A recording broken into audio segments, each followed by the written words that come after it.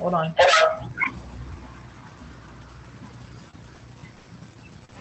Good evening, everyone. Welcome to segment 3 of our webinar series entitled Stress Management Teachers and COVID Disrupted Classrooms.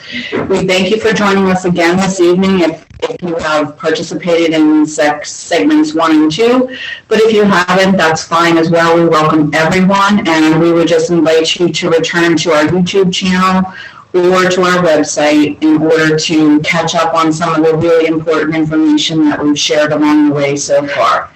My name is Dr. Tracy Scanlon, and I'm the Clinical Director at Outreach Teen and Family Services. And I am so hopeful that this evening, as we concentrate our efforts on a kind of debriefing and diffusing for all of you who are out there doing the very difficult work that you're doing in these disrupted classrooms, in these disrupted school homes, that you will find this a place that's safe and a place that you can feel free to speak about what is really becoming a struggle for you or what is disrupting your ability to believe that you're doing the best job that you possibly can do. In advance, we thank you, as always, for educators and teachers are angels in our opinion and are so valuable to our community, and we know that this is a very difficult time for all of you. This evening, Jacqueline Moscow and Elizabeth Rychek will be presenting, and they will be sharing some of the information about how to look at the COVID pandemic as a disruptive event that we have little control over, but that we seem to be involved in for the long haul. And we want you to have some tips, and we want to build your toolbox, and we want to leave you with some pointers so that you can feel more equipped and less stressed. So with that, I ask you one favor, please, to participate via the chat feature this evening and allow us to have this segment be very dynamic and interactive, and you can feel free to share in an anonymous way, and our facilitators will be looking for your chat questions or comments, and we'll be addressing them live as we can as we go along. So with that, I turn it over to Elizabeth and Jacqueline. Thank you, Dr. Scanlon. My name is Elizabeth Rychek. I am one of the counselors here at Outreach Teen and Family Services. And I have had the pleasure of co-presenting with Jacqueline our last 2 webinars and this third final one. And so I appreciate you all for being here, and I'm really happy to be able to share some of our experiences and to listen to some of your experience as well. So I really look forward to hearing from you all tonight. A little different than what we've done in the last 2, but I really hope that you will participate and we can make this a little bit more interactive. And Jacqueline, do you want to say something? Hi, everybody. I am Jacqueline Wasco, and I am a counselor here at Outreach. And as Elizabeth said, I have had the opportunity to do the last 2 webinars with her and with you if you have continued to show up with us. If not, and this is your first time, welcome, and we're happy to give you some of the information that we've been able to put together. So Elizabeth is going to start us off today. Great. Thank you, Jacqueline. We have 4 goals for tonight, and you can see those up on the screen.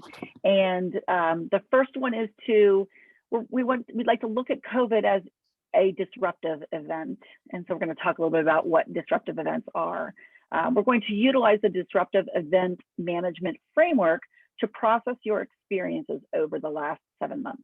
So what we have learned and what the research says is that the more that you can process and sort of debrief from these significant experiences and share your experiences with other people and get support from other people, the less negative effects you have from those events.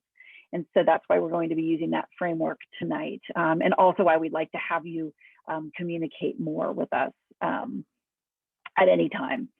We're going to then, our third goal is to review the coping techniques that we've explored tonight and over the previous 2 webinars, and then help you create an action plan so that you can thrive during this new normal. I know that new normal sometimes sets people's teeth on edge to say that, but it really is a new normal. And so we'd like to have you come up with something, some things that you think you can use to help you get through that. So those are our goals. So what we're going to do first is we're going to do a mindfulness exercise to sort of get you just grounded, centered, and calm. You know, the world is a fast-moving place, and there are a lot of things going on, and our brains tend to keep up, and we think of a million different things, and then we don't usually get everything that we can out of experiences because our minds are going. And so we're going to try to center and calm you. Okay. So what I would like you to do is to get comfy in your chair or your couch or wherever you're sitting. If you want to close your eyes, you may. You don't have to. If you don't feel comfortable closing your eyes, you can just avert your gaze. Just look down somewhere. I'd like you to take some deep breaths in through your nose and out through your mouth. As you breathe in through your nose, I'd like you to feel your belly rise. And as you breathe out through your mouth, I'd like you to feel your belly fall. So take a few deep breaths, just focusing on how your breath feels as you breathe in and as you breathe out. Now I'd like you to shift your attention to what you physically feel. Perhaps you feel your feet anchored to the ground, or you can feel your thighs pressing into your chair. Maybe you feel some tension in your shoulders or in your jaw. With your next breath, I'd like you to release any tension that you might feel. Soften up your facial muscles and just attend to what you're feeling as you breathe.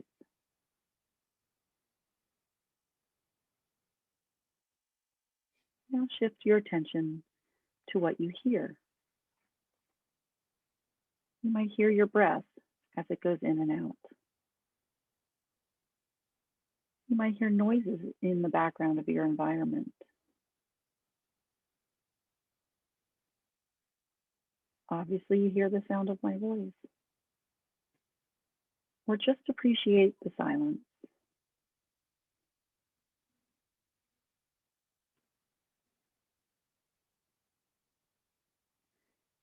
Now I invite you to pay attention to what you can see. If your eyes are closed, you may see colors. You may see lights. Or there might be an absence of something that you see, and that's okay too. If you're looking down, maybe you see the color of your shirt, the lines on your hands, or your chest and belly rising and falling as you breathe.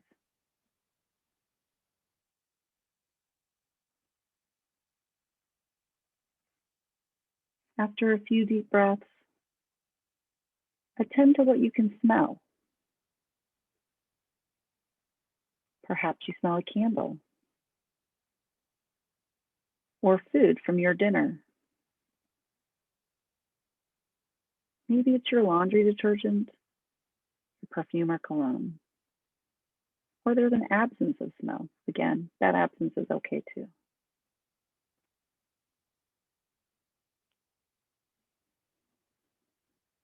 Finally, shift your attention to what you can taste. Maybe it's your dinner, something you recently drank, or just the plain taste of your own mouth.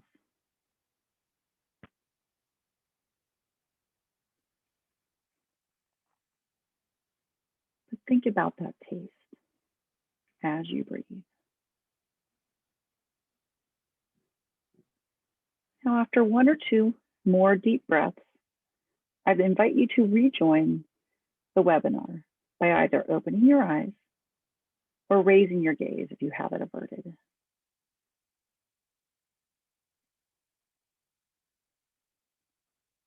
And after one final deep breath,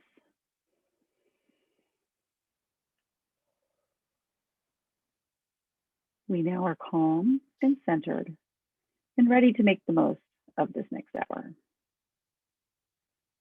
Thank you.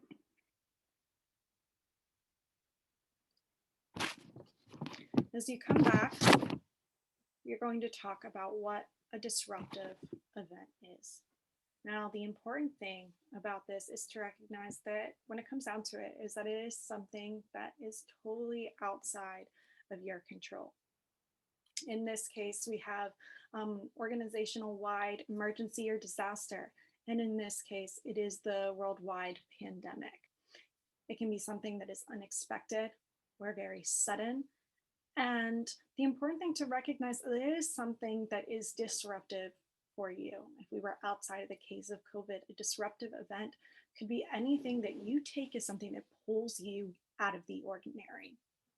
And as Elizabeth had said, we're continuing to hear this phrase new normal. But that is what is causing this idea of new normal, is that because of this disruptive event, we're all attempting to figure out how are we going to continue from here as we continue to move through the disruptive event. So in the case of COVID-19, it is prolonged. It is something that we are continuing to process and to deal with as time goes on.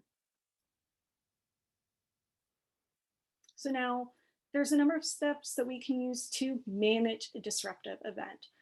It can be easy just to let the disruptive event, you just flow with it, right? But that is what can create additional stress and tension in your life. So what we're going to be doing is looking at these 4 steps that can help you to manage the disruptive event, like COVID in this case.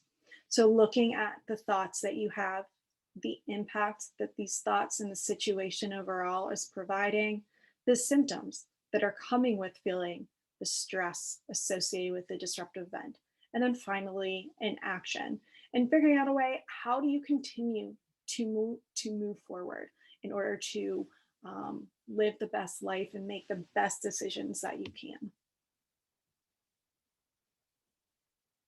So the first step is to identify your thoughts. And what is the most prominent thought that you have about the pandemic here?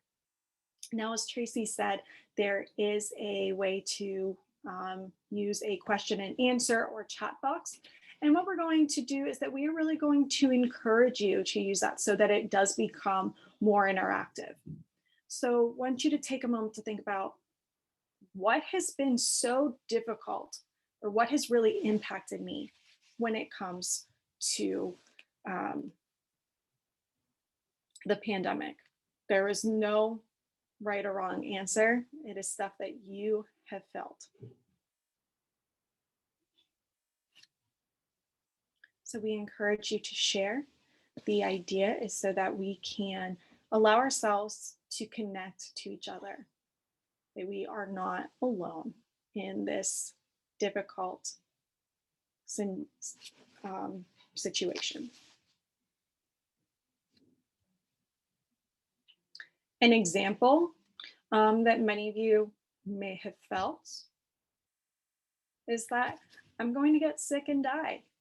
There is this worry that coming into contact with others and being told don't engage with people outside of groups of 10. Then we got up to 25. We want to keep it very close and personal with the people that we are interacting with.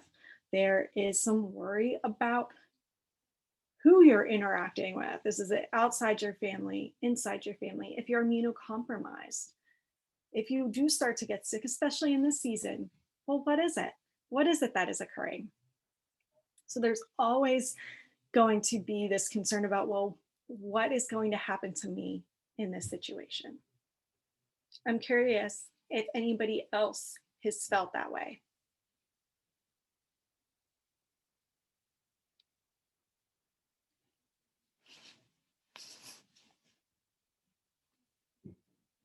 Here's another one that we have that some of you may have felt previously. That you're worried about the health of your loved ones.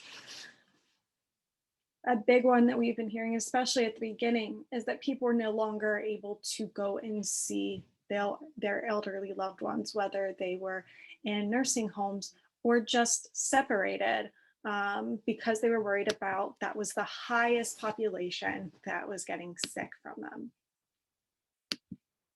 All right, let's see. Elizabeth, do you see one there? Somebody just said, are we supposed to type in a chat as it is disabled?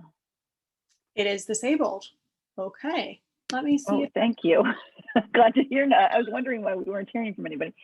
I'm not sure how to enable. Yeah, no, that is a very good point. Let me see. Let's see if maybe if I do it that this will work. If somebody would Or we can, go ahead. Yeah, if somebody would like to attempt to type it in, I did it so that attendees should be included. So we'll see. Yeah, I'm not sure because I had already had that one on there, but let's see. Okay. It says the host has disabled it. Thank you, Vicki. I appreciate you helping us here. Yeah, so interesting. yeah, if they want to continue to type on the Q&A, some of the ones that you have. Yeah, we can do that with on the Q&A. Yeah, exactly. It's still coming through. Though, Elizabeth, I am going to ask you to look at those because mine doesn't seem to want to come up. Yeah, I'm just gonna move that around here and then go back to here. Yeah, and thank you guys for alerting us to that. See? And Mary, if you can hear, if you can enable that and let us know. I don't have a lot of room on my screen to see all of this, so trying to figure out where to put it. Okay. While we try and figure out if there's something going on, here is another one that we have.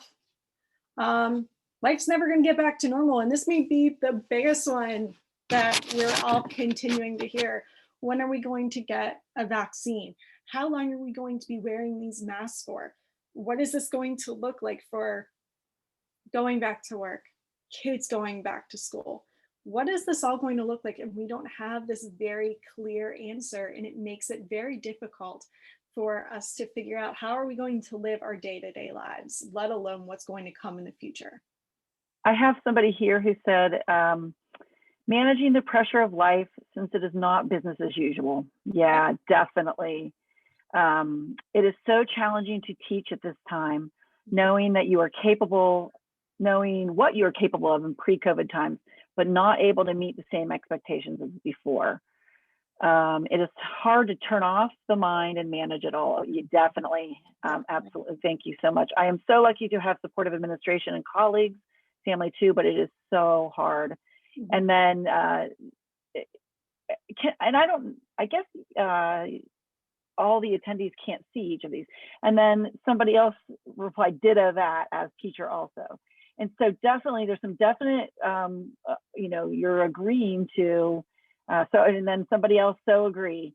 So there's a lot of agreement here that it's just so hard to manage all of this and all the pressure and the stress. Absolutely. I am so happy that you're here taking the time for yourself to try to find a way to manage it all. And I think that the knowledge that other people are struggling with the same things is really important, for sure.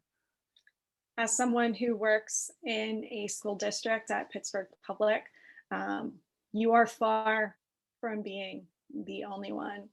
Every single one of us is feeling that way. But especially when we may not be going into schools regularly, it's easy to feel as though we are stranded alone on a boat at the middle of the sea. But the important thing is that this is not, you are not alone in this. You have the support of people around you. And as you can see, they're here saying, I am right there with you. Okay, so this says, hang on one second before we do it.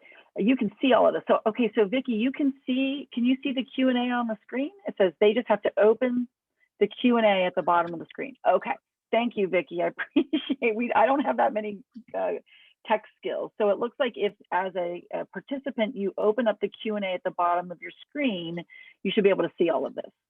So that's great. And then you just have to keep scrolling down to see the last one. Thank you so much, Vicki. Yeah, that's helpful. I'll keep reading as I see things too, or Jacqueline, but Jacqueline and I will do it as Yep. well, but I appreciate that. All right. But as I did that, Whoops. oh, there it came. All right. Now I'm like, That's give our me one techie, these are Yeah, our tech struggles. Isn't that the truth, man? There we go. I think it should be showing. Nope. Well, there we go. We're All right, getting can to you it. see everything? Yeah. Yeah. All right. So it kind of, this next one really kind of goes along with it, is that we're worried about our students, and it's totally understandable. Am I doing everything that I need to do for my kids? But is that necessarily enough for them? They have their own lives that are going on at home. Is it conducive to a learning environment? Are they the type of student that does well online, or are they somebody that needs a more tactile environment? And so all of this is so individual that it's difficult to move through. One of you, I'm glad to hear that they have a very supportive administration, because there are some times where people feel like that their schools just don't seem to understand, or that they may feel like they're not doing necessarily enough to help them through. So I'm really glad to hear that at least one of you had said that you feel like that you have the support of the school. You cannot stand whatever it might be. I can't stand sitting in my house all day. I'm tired of wearing a mask. Oh my goodness, if my kids don't go back to school soon, I'm going to lose my mind. Just can't take it anymore, which I'm sure based off of what you're saying, a lot of you are feeling that way for different reasons. I don't think I'm doing a very good job. I think that's probably one that really kind of sums up what a lot of you are saying, this concern. Am I doing what my students need at this point in time? And I wish we lived in New Zealand. The wish that we could have been in a place where we wouldn't have to worry about this as something that takes over our daily lives. But the important thing is that we recognize that these thoughts are here. They are negative thoughts, but acknowledging that they're there is the first step to be able to move through managing these disruptive events.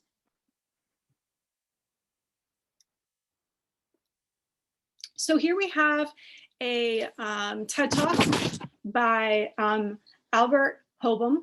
And what he's doing, that we only have a short section here that we are going to be showing, but he's going to be addressing the power that our thoughts have within us.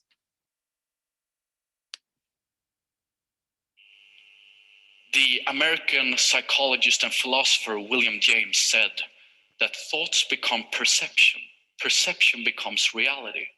Alter your thoughts, alter your reality. The world in which we live in, its quality, its character, is nothing but a reflection of our own minds.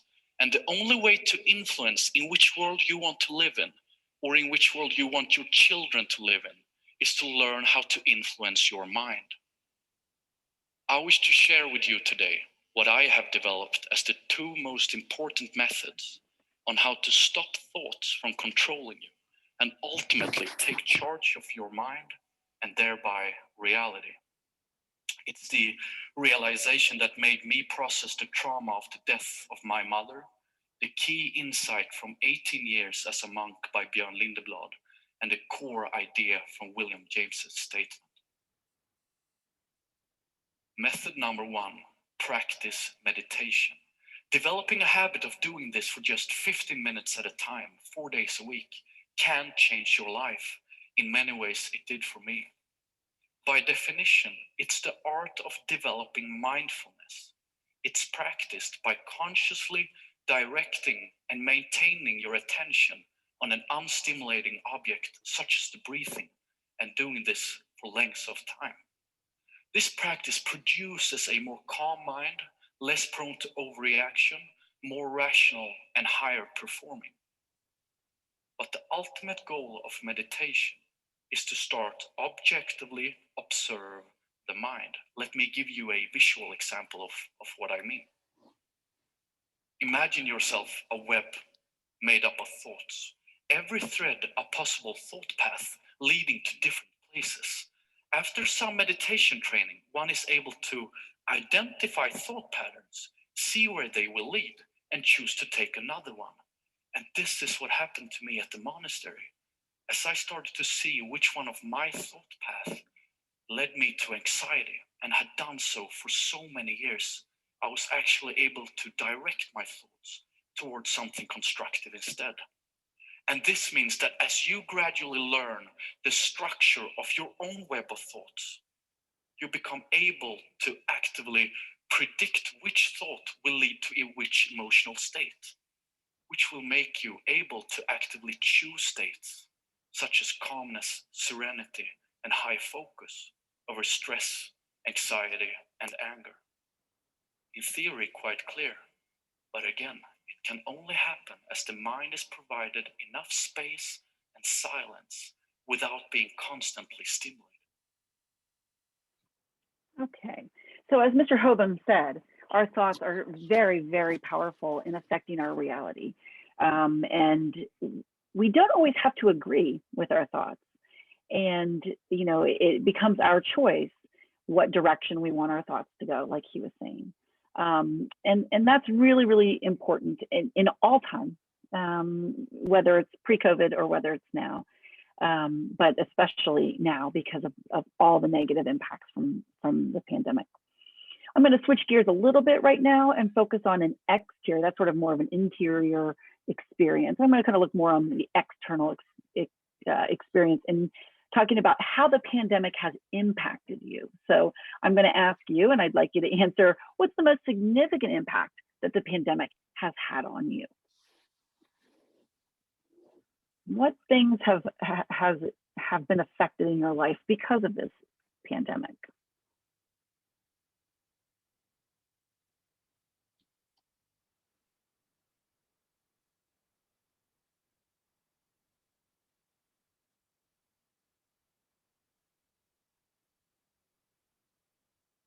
And as you're thinking, we'll give you a couple that we've been hearing a lot of. And so, of course, anxiety.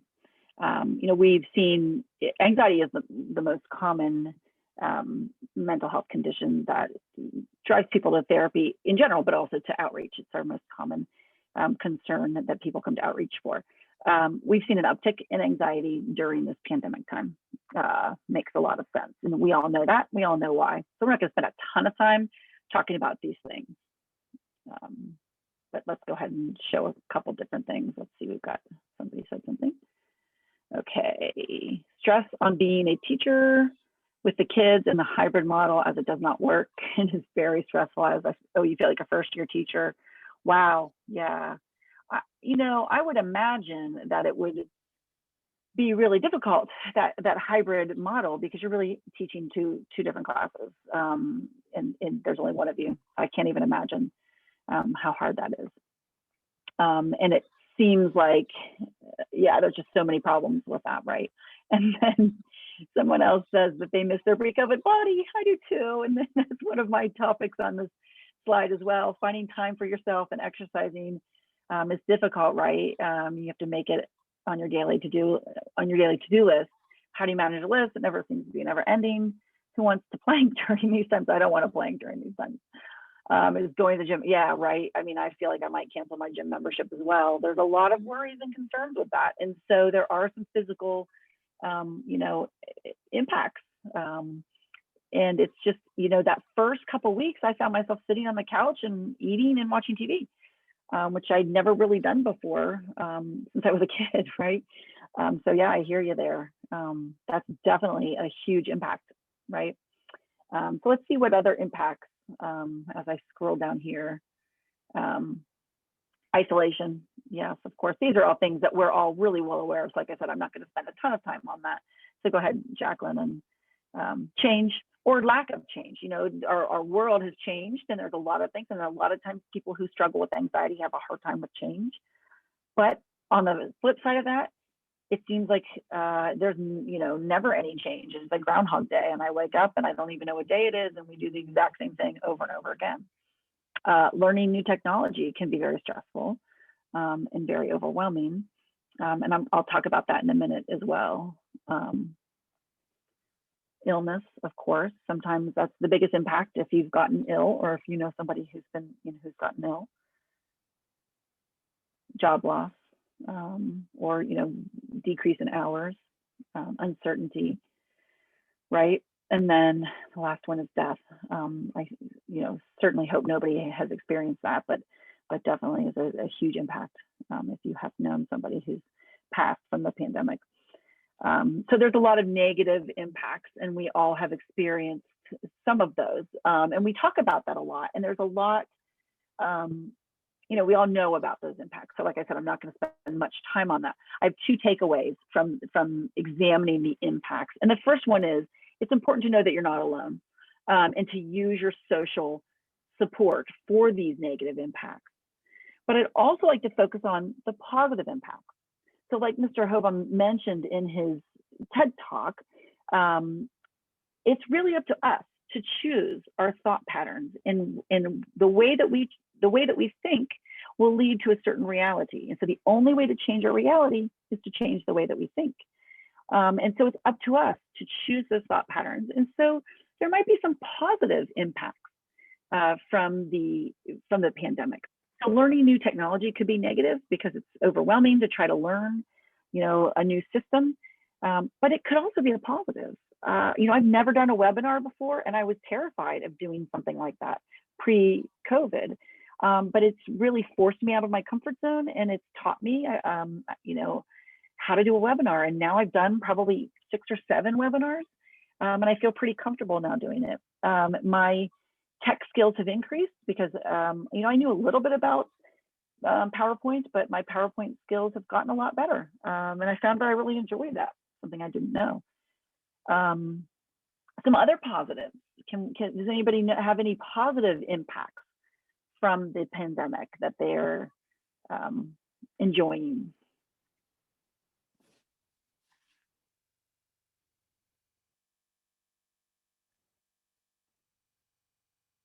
How about connecting with people?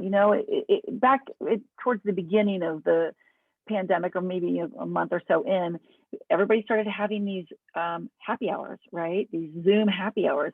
I've connected with people that I haven't talked to in years via Zoom, and that was really a positive. A lot of people will say they have, they've had more family time, which can be a positive sometimes not, but can be a positive to have more family time. And some people have picked up new hobbies or new skills. And so there are some positives too. So we don't want to just focus on that negative. It's super easy to do that. But if we can focus also on the positive impacts, that can definitely affect how we're feeling about this experience. Okay, so let's go on to the next slide. And the next step in this disruptive event management framework is to explore your symptoms. Okay, so now we've talked about sort of your thoughts, what you're thinking, how the outside world has impacted you. And now we're going to look at specific symptoms. So I've broken these symptoms down into 3 areas: cognitive, physical, and emotional. So cognitive are your thoughts, what's going on inside of your mind, not just your thoughts, but also what's happening in your mind. And so you'll see, like, I think the first one, Jacqueline, if you want to put that up, is distraction. We find, people are much more distracted than they used to be, or can be. And so then we have, and you don't need to put the next ones up, we'll hang on for just a second, Jacqueline. The physical symptoms are things like you had mentioned, Diane, about your pre-COVID body. Things are happening to your body. And so it can be weight gain, but it could also be, increased blood pressure, or it could be, tightness in your joints or headaches or things like that. And then emotional symptoms are things like your moods and your emotions and your feelings. And so if you can think in those terms, let's look first at the cognitive. Is anybody aware of any cognitive symptoms of, the stress and the anxiety and the experience of having gone through these last 7 months? I'll give you a couple minutes or a couple seconds to think about it, and then we'll go ahead and put some up for you if you can't think of anything.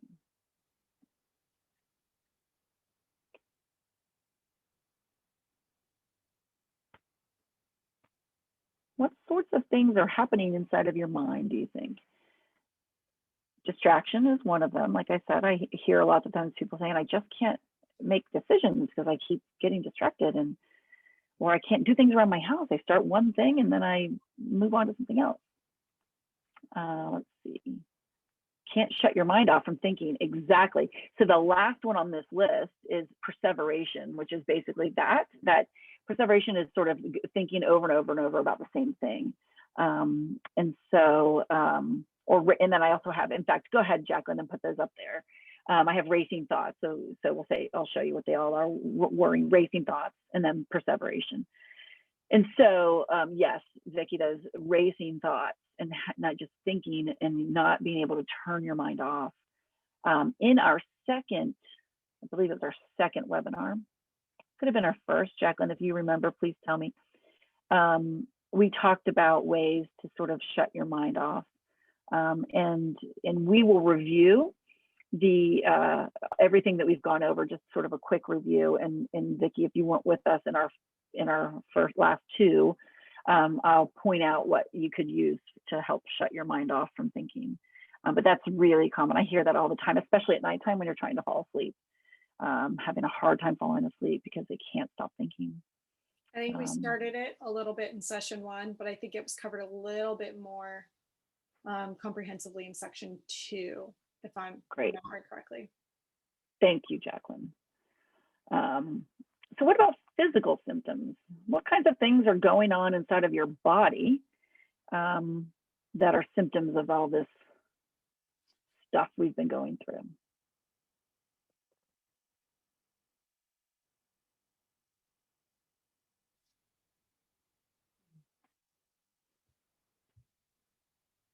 You can go ahead and put those up there, Jacqueline. Exhaustion, physical exhaustion, just feeling tired. That weight gain that we mentioned, Diane, headaches, stomach issues. Yeah, we're hearing a lot more of this. Stomach issues and headaches are oftentimes related to anxiety too. And so as anxiety increases, we often see a lot of these physical changes increasing, especially with children. We see that, and in people from different cultures as well. We notice a lot of headaches and stomach issues. So there's definitely a cultural piece to that, but also, we see that a lot in a lot of different people. Yeah, Carissa says weight gain, exhaustion, like hitting a wall. Absolutely. That seems to happen to me like every night after I'm done making dinner, like I'm done. And it's just, I've hit a wall. You're exactly right, Chris. I just feel like I cannot do one more thing. And I think that is, that happens in other times in our lives, but I think it happens especially now because of all the worries and all the things, and you all as teachers doing twice as much in the same amount of time. Like I think Vicki mentioned earlier, just trying to do all of this, it's taking so much out of you. So you're having a lot of physical exhaustion. Exactly. And then the emotional, we also have emotional exhaustion too. And so as teachers, you are givers and you are helpers. And so you give all day long, you're giving out, and you might come home and find I'm emotionally exhausted and I can't give out anymore. I don't want to deal with emotions, or I don't want to deal with my family's emotions because I'm just so exhausted. So I think that's the first one in this next column is emotional exhaustion. And you can go ahead and put those other ones up too, Jacqueline. Anger, irritability, sadness or depression, and then worry or anxiety. And we definitely see an increase in all of that at this time. And so those symptoms are clues that you need to do something to help yourself. So what I'd like you to do now, you can share with everybody or you don't have to, totally up to you. But I'd like you to jot down some of those symptoms that either that are on this is not an exhaustive list, but some, from this list or in your own experience, I'd like you to jot down some of the symptoms that you are experiencing, and that could be clues to you that there's something going on and maybe you need to do something to address your symptoms. Okay, so go ahead and take a second to just sort of jot down, what are those symptoms that can be clues for me? Okay. And then we're going to move on in our next slide and talk about what to do. So what normally happens in the world is, if you can see this, I'm going to make sure, try to get this in the camera. Somebody has a symptom, maybe it's, let's say they're feeling angry or irritable and they react. Okay, so you can see that. They have a symptom and they react. And so if I'm feeling angry and irritable, I lash out at my loved one. It's not a great thing. And so we invite you to pause with intention. And so what that means is to make some space in between your symptom and your reaction. So we want to make some space or create an intentional pause. So when you're feeling overwhelmed or when you notice those symptoms, so I had you write those down so that you could become aware of, these are my symptoms, these are my clues, something's going on for me. So that's this. And then I invite you to create a pause rather than reacting right away. And we're going to talk about what can you do in that moment, in that pause, to help you make a better, more conscious choice about how you want to react, so we don't get angry and irritable and lash out at the ones we love. Okay, so we want to pause, create a pause in between our symptoms and our reactions. Okay, and this takes time, so be patient with yourself. What normally happens, I talk with my clients about this kind of thing, is something's going to happen and then time goes by, sort of like a timeline, and then you go, oh, darn it, I shouldn't have done that. Our goal is the fact that you can do that, even if it's 3 days later. Oh, darn it, when I yelled at my husband, I shouldn't have done that. That's fine that you did it 3 days later. Our goal is to shorten that time so that when something happens, that time in between, you can become aware of it, think about it, and then choose to act differently. Okay, so be patient. It takes time and practice to do that. So let's talk about next. I think that's Jacqueline. I think that's your slide, right? What do we do in that moment? So this is our last step here for the disruptive environment, is to create an action plan. Now, as Elizabeth was saying, that some of those symptoms that you are feeling, so cognitive, emotional, physical, those are what we're going to call our red flags. Those go up and they should be there to let you know, after you've gotten to, recognize those feelings in your body, you suddenly start to get a headache. That's a red flag. It's throwing it up there saying, you know what, something's going on here that is really throwing me off. And you're aware of that. That's when you're taking that intentional pause and recognizing, all right, now what can I do to keep me from reacting or continuing to react in a manner that is counterintuitive to making yourself feel better? So then the question is, well, then what do you do during that pause? And what it comes down to is that all of the skills that you have hopefully built up through these last 3 webinars and things that you have been doing already and taking that active step. So this is when it comes down to things like breaks with a purpose, all right?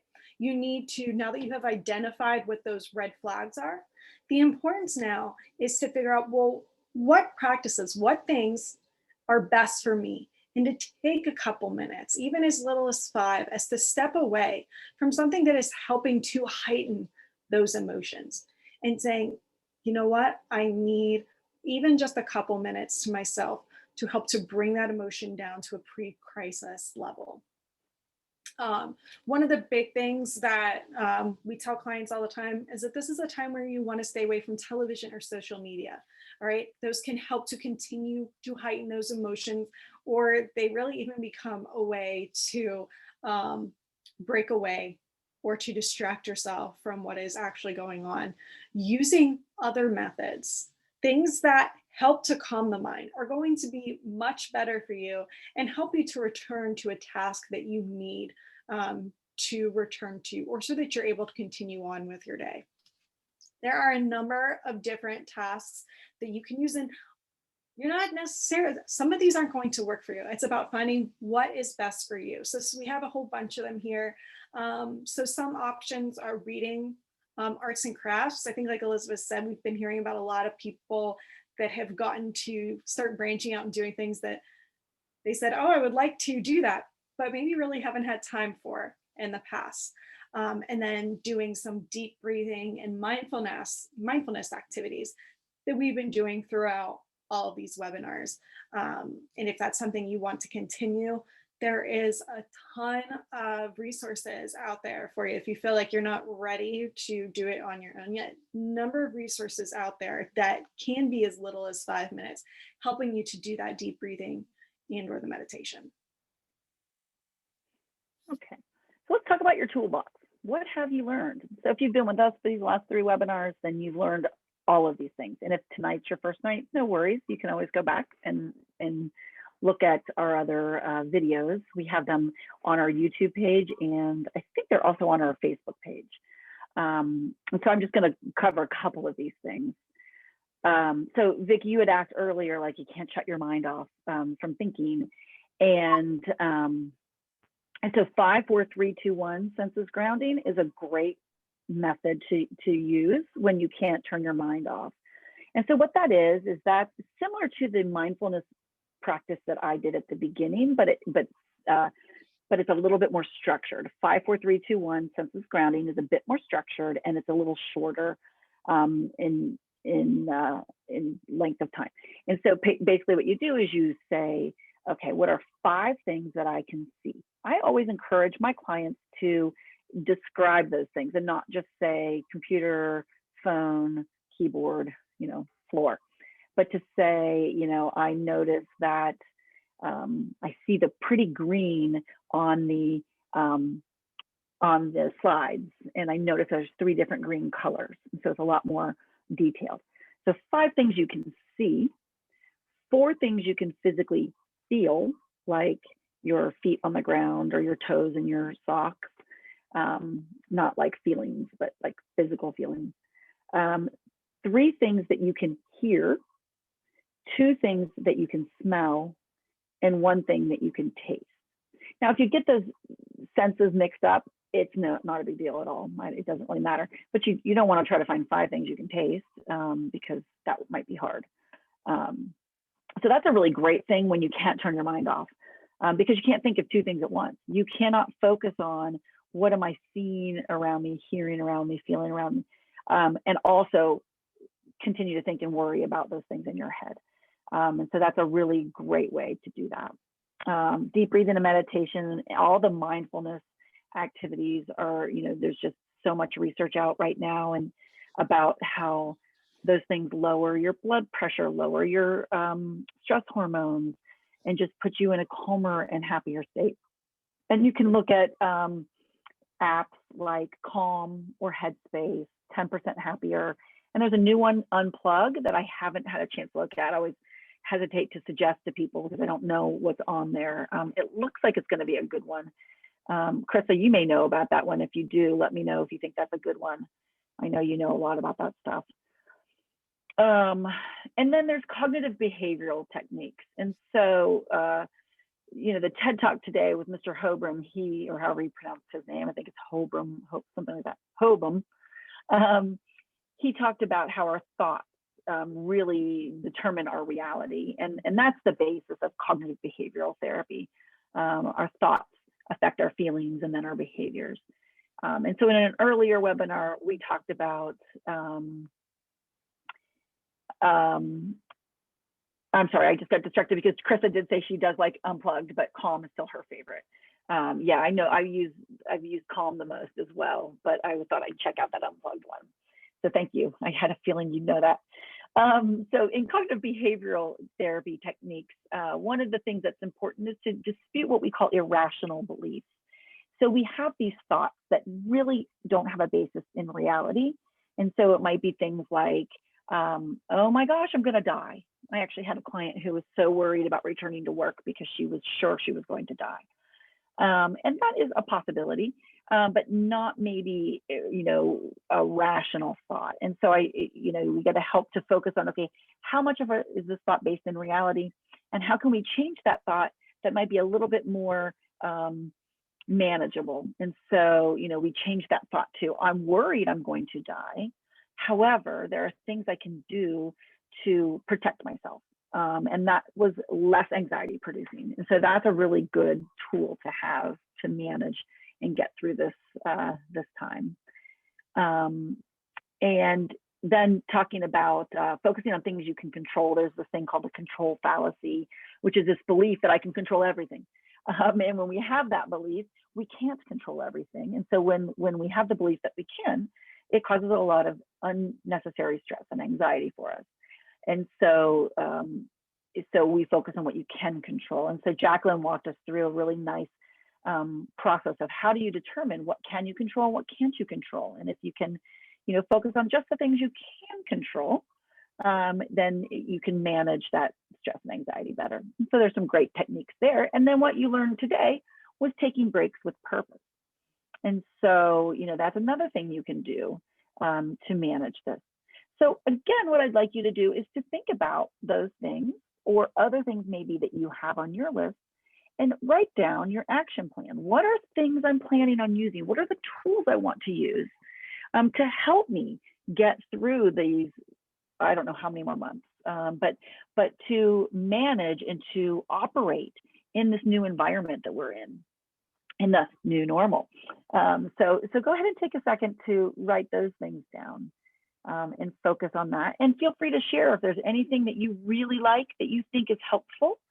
It'd be great to share it with the rest of us because we learn from each other. So I welcome that as well.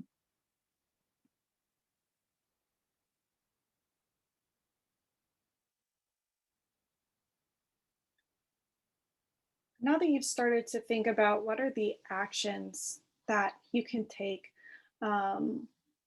to help to recenter yourself. Setting intentions and working to set those intentions can be incredibly helpful.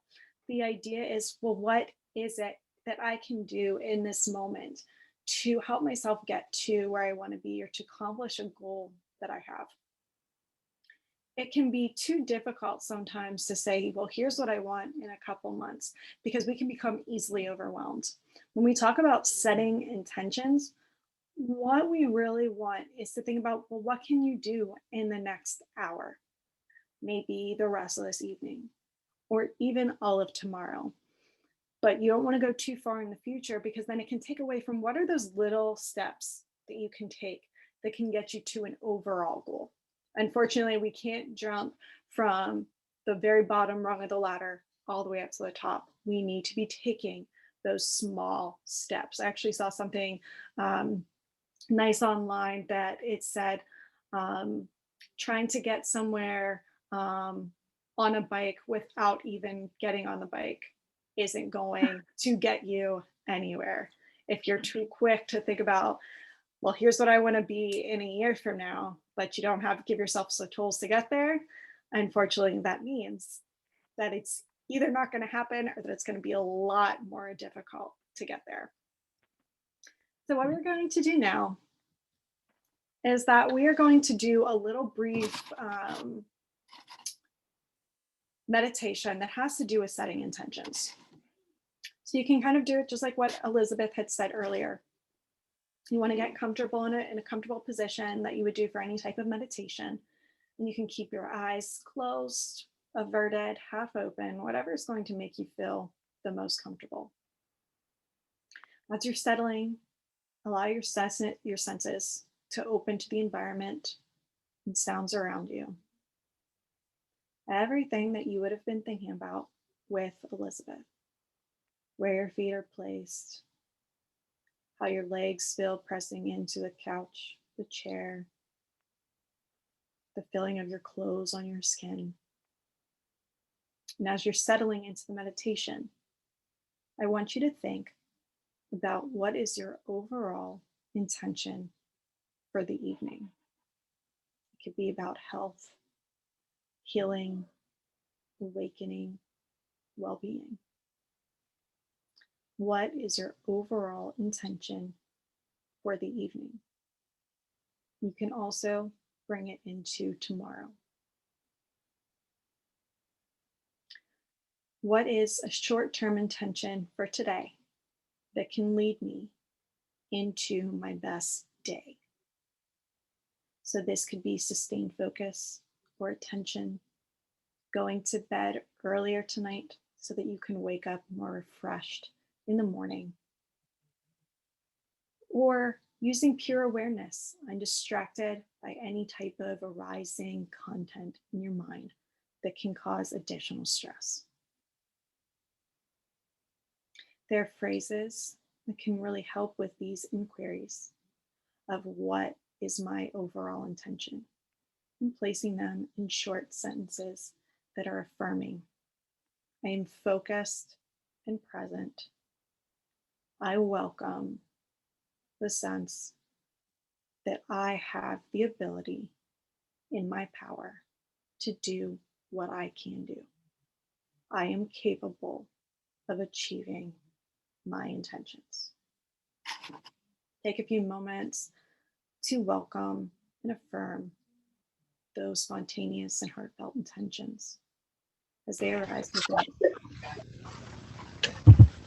You support you living in harmony with yourself. These are intentions that emerge from deep within you as you practice meditation, affirming them with your entire mind and body. As you're allowing this to fill up your body and your thoughts, visualize your life and imagine what it's like to be fully living in your intentions.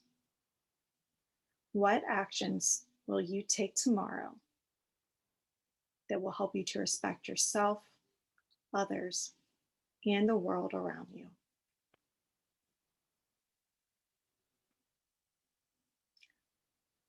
Recognize the harmony and gratitude as you imagine yourself accomplishing these intentions for the next couple hours or day.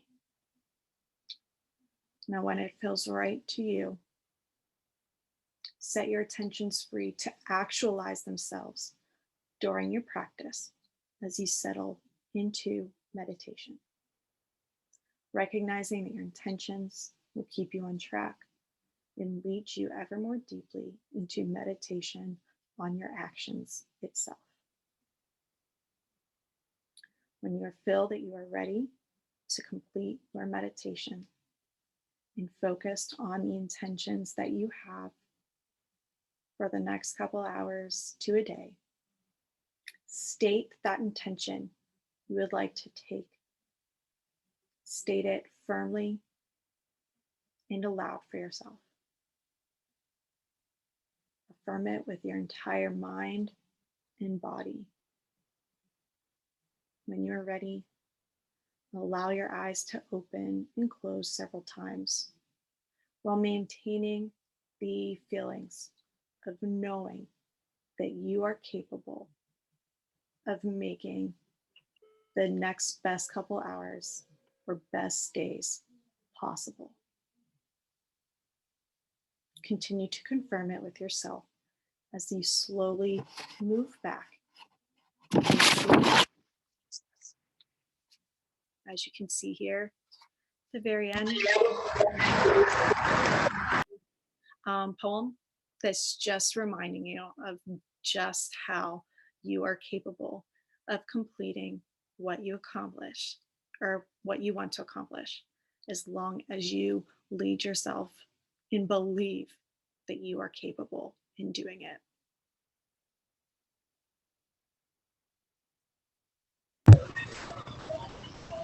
Thank you, everyone.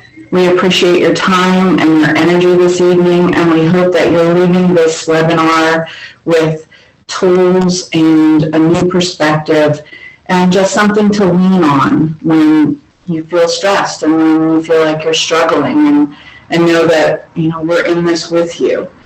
If you care to, or have any questions or concerns or need for more information, please do reach out to us at Outreach Teen and Family Services, either over email, and the slide is on the screen, or by phone, and any one of us would be happy to direct you or help you or lead you to some resources.